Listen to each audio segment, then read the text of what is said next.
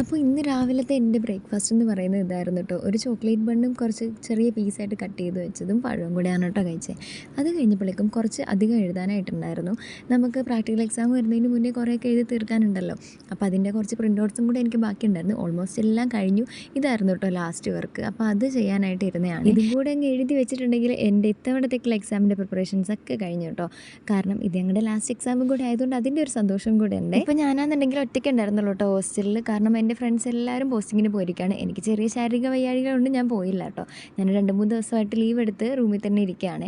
അപ്പോൾ ആ ഒരു സമയത്ത് ഈ 2 ദിവസം കിടപ്പായിരുന്നു. അപ്പോൾ ഇന്ന് എനിക്ക് ഫ്രീ ആയിട്ടൊന്ന് തോന്നിയപ്പോൾ ഞാൻ എണീറ്റ് ഇതൊക്കെ ചെയ്തതാണ് കേട്ടോ. അപ്പം കുറച്ച് എല്ലാം എഴുതിയതും അസൈൻമെൻറ്റ്സും കാര്യങ്ങളൊക്കെ നേരെ എടുത്തൊന്ന് പഞ്ച് ചെയ്ത് ഫയലിലാക്കി വെച്ചുകൊണ്ടിരിക്കുകയാണ് കേട്ടോ. അപ്പം ലാസ്റ്റത്തെ പണിയാണ് ഇത്. അപ്പോൾ ഇതൊക്കെ കഴിഞ്ഞിട്ട് ഞങ്ങൾക്ക് ഉച്ച കഴിഞ്ഞിട്ട് കോളേജിൽ ഇതൊക്കെ സബ്മിറ്റ് ചെയ്യാൻ പോകണമായിരുന്നു. അങ്ങനെ എല്ലാ ജോലികളും കഴിഞ്ഞ് ലാസ്റ്റ് വിശന്നപ്പോഴേക്കും കുറച്ച് ഐറ്റംസ് ഒക്കെ ഓർഡർ ചെയ്തിട്ടുണ്ടായിരുന്നേ. അപ്പോൾ ഇന്നത്തെ വീഡിയോ ഇത്രയുള്ളൂ.